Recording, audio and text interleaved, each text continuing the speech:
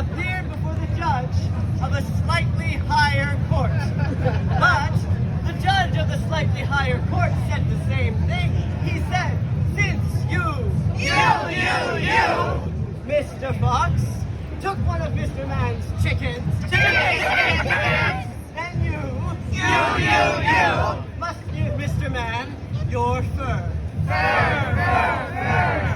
So that he can make earmuffs for his family. But Mr. Fox said, no! Before I give my life for Mr. Man's earmuffs, I want to take my case to an even higher court.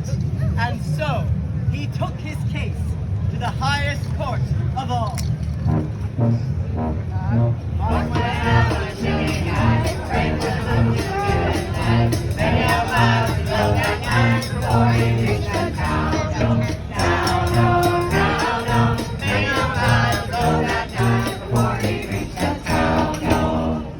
And the judge of the highest court of all was God.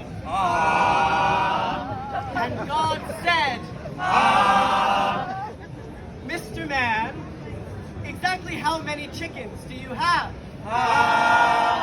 And Mr. Man said, well, it used to be that I had 16 chickens, including the rooster. But now I only have 15 chickens, including the rooster.